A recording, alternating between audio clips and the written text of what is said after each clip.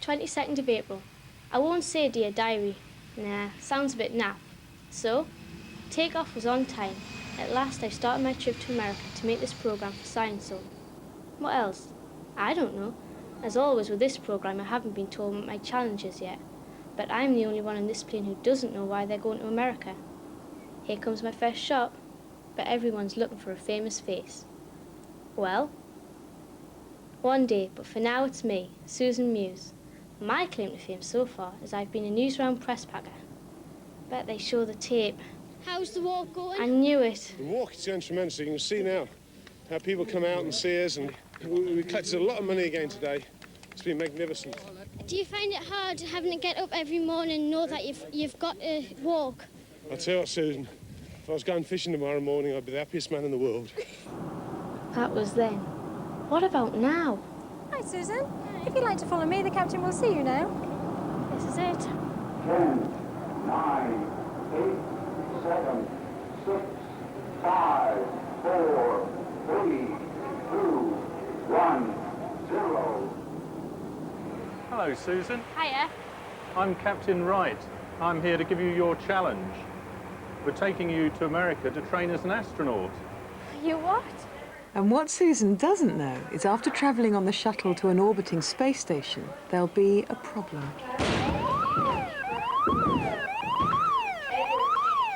I suppose astronauts is all to do with flying, so I better stay and get some tips. How high are we flying now? At the moment, we're flying at 35,000 feet. That's about 6 miles high. And the shuttle will be flying at about 240 miles high. And what about speed? We're flying at about 520 miles an hour. The shuttle will fly from between 17 and 18,000 miles an hour. That's fast.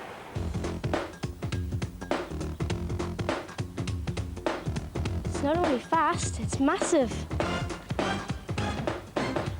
Susan will spend 5 days training on simulators designed to recreate the experience of going into space. Hi, I'm Susan Muse. Here's your name tag. Your room number is gonna be 418 and you're gonna be in Team IBM. Welcome and have fun.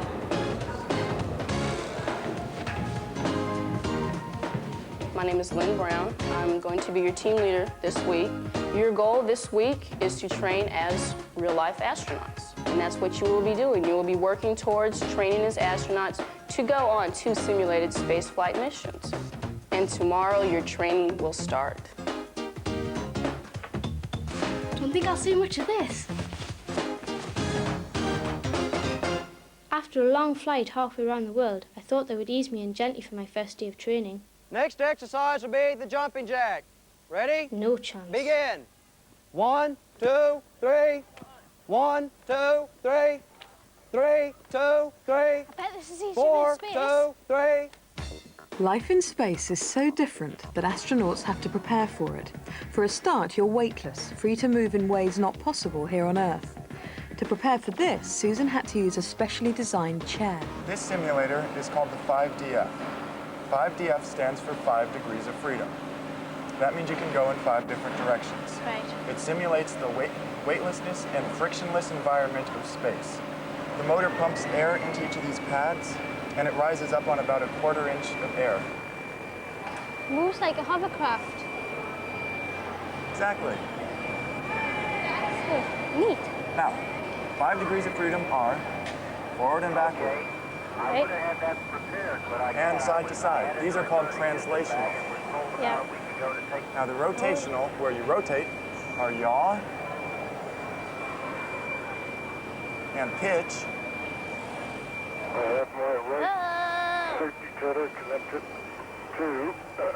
And roll. Hanging upside down is great fun.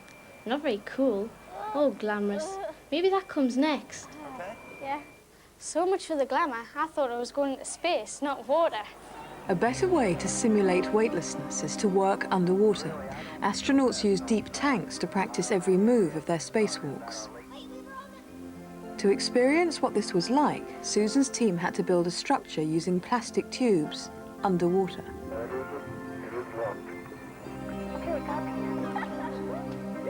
A spacesuit is full of air, so it would float on the surface like a balloon. To stop this happening, just the right amount of extra weights are added to the suits. Too many, and the astronaut would sink.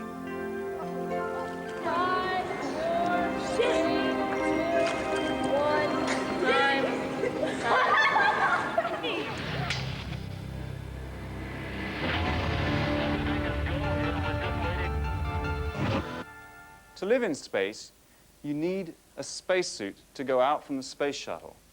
I'm Michael Foale, and I was born in England, and I was the first British person to have the chance to do a spacewalk in 1995. Michael's spacewalk was to test a new spacesuit design. The suit you wear has to do all the things necessary to keep you alive that here on Earth we take for granted. The very first thing I was thinking about when I got up on the day of my first spacewalk was, am I going to be able to hold out without going to the bathroom? And the answer is no, you have to go to the loo. And the way we go to the loo in the spacesuit is we put on a nappy. It's a great big nappy for grown-ups. And that's NASA's contribution to high technology in our spacesuit. As well as that, we then have to put on undergarments. And these undergarments are just thermal underwear, and you would use them if you're going skiing. You'd use them if you're going any cold place. And they help us to stay comfortable when we put on this, what we call the LCVG. It's the Liquid Cooling and Ventilation Garment. I call it the tube suit. It's much easier to say. Basically, the space suit provides us with cold water that flows through these tubes around the body, up and down the legs, and around the arms, and then back again to the suit. Space is a place with no air and extreme temperatures, very hot or very cold. When Michael was in the sun, his tube suit kept him cool. On the dark side of the Earth, his suit had to keep him warm.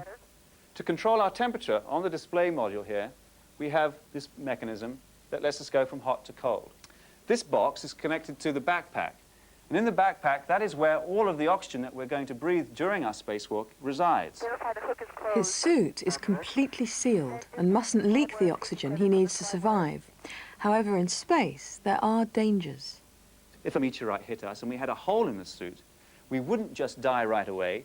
We have about half an hour or so, because down here there's a secondary oxygen pack that can just hiss oxygen into the suit, and then we can blow it out of a hole here and take away all of the carbon dioxide and sweat and humidity inside the suit and sustain any kind of failure in the backpack. So the point here is that we have a spaceship that basically cocoons us, but can also protect us even if some part of it goes wrong. The carbon dioxide normally is absorbed in the back here, and it's absorbed by lithium hydroxide. That's a chemical that takes carbon dioxide out of the air that you breathe. Training was great. That's the one I like. I learned how to spacewalk. Okay, Charlie, say when. Here we go. I don't like this. Felt what it was like to be in a rocket out of control. It wasn't that bad. I wouldn't mind another go. Bounced on the moon. That's easier. Very good. Excellent. Hey. Wonderful. Designed a lunar base. You move that one from the biosphere to the research lab. We had to try astronaut food. Yuck. It doesn't taste like chicken. And even built my own rocket. Well, model rocket. This is the first stage of a two-stage rocket. The second stage is having its rocket engine put in. The parachute is in here.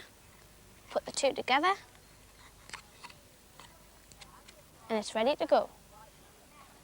5, 4, 3, 2, 1. Whoa! That was a good one. Yeah, it was. Yeah, the parachute opens as well. I wonder what it feels like to be in a real rocket. To reach the same orbit as the space station, a rocket has to accelerate up to thousands of miles per hour. This terrific acceleration means astronauts experience large forces pulling them down in their seats, called G-force. Why did I have to open my big mouth? I think I'm about to find out. To get used to this, astronauts practice on Earth by being swung round in a circle at high speed in a centrifuge. Just feels as though we're going in a straight line now, rather than in a circle. I could move. Okay, Susan, we're going to go up to 2 Gs. 2 Gs means Susan's body now feels like twice its weight. That is weird. Okay, give me a thumbs up, Susan. How you feeling now? Strange. Feels as though I'm going up and up and my hand feels really, really heavy. Kind of like a pancake, huh? Uh-huh. And then up to 3 Gs. This means her body now feels like 3 times its normal weight. Okay, we're going to go up to 3 Gs. That is so strange. Feels as though I'm being pushed into the chair. My face is like being... Oh, my skin's been stretched backwards. I can't lift my hand up any more than that. Okay, so can you give me a thumbs up? Just... All right, good job, good job. It just feels like being pushed into the chair really, really hard. As the centrifuge slows down, the force decreases so Susan can move again. Feels just going down and down and down.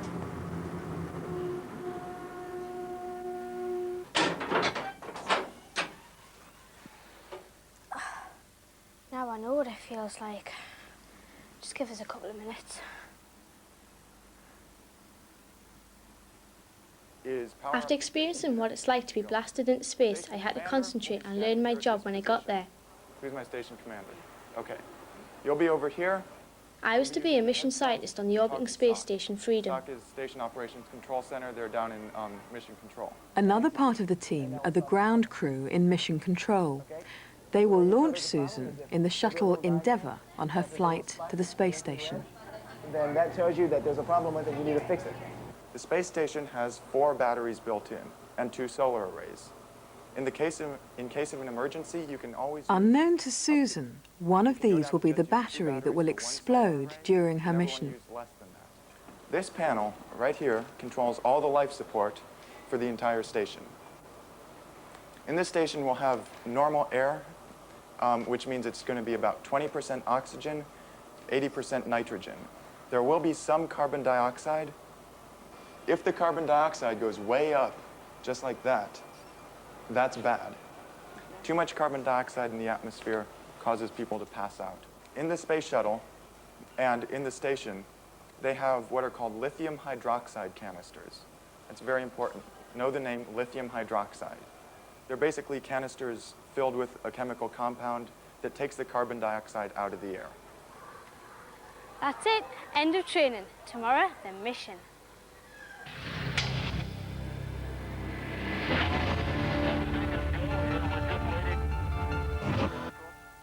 Michael Foale's flight in 1995 was a rehearsal for future shuttle missions which will build the first International Space Station Alpha. How will that be done?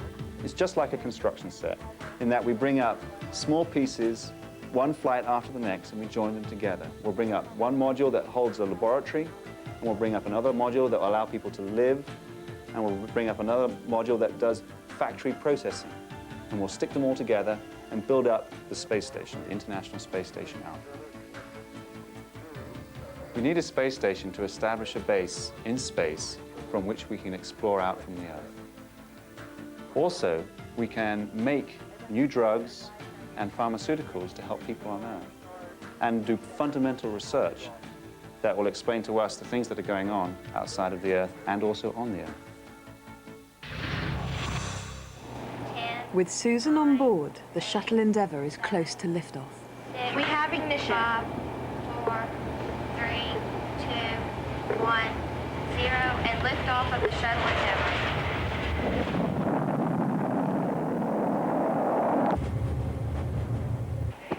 Freedom Endeavour is on its way. It may only be a simulation, but it felt very real. Houston, we're maintaining approach to Freedom. We're in orbit. Can we dock with the space station Freedom?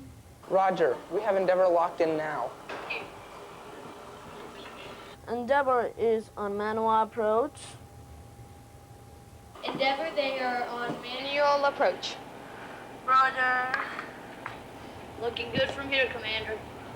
Roger, we are docking with Freedom. Endeavour, Freedom.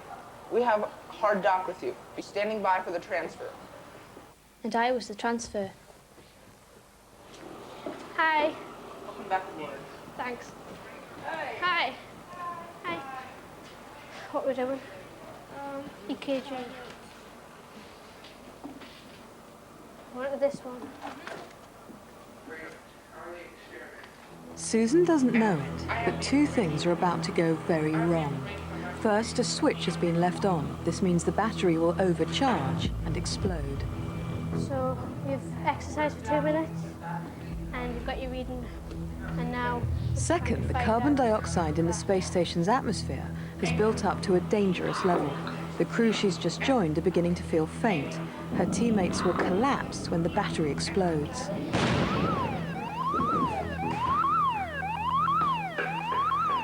Okay, can you hear me?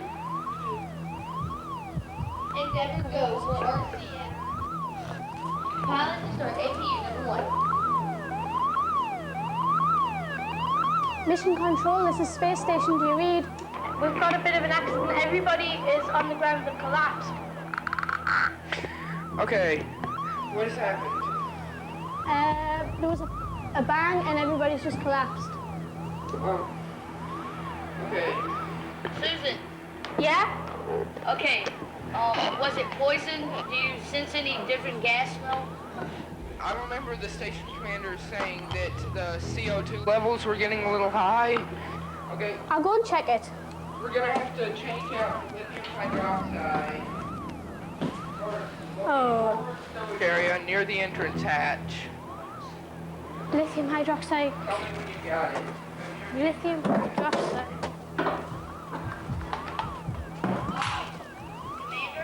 I've got it. Could the lithium hydroxide container be in the upper locker labeled Endeavour Storage?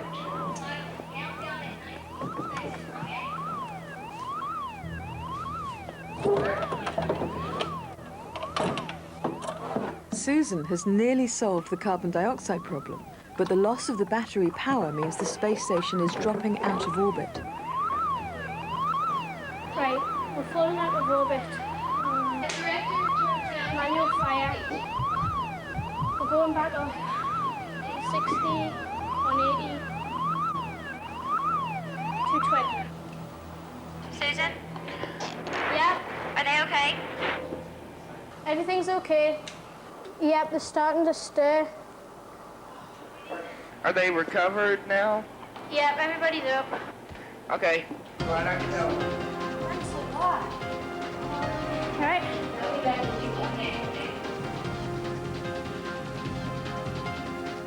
Susan Muse from Newcastle, England. She was our station scientist number 1. Thank you. That's it. I've graduated. I've learned a lot about space and I've made a lot of new friends. But that was only the training. I wonder where I can sign up for the real thing.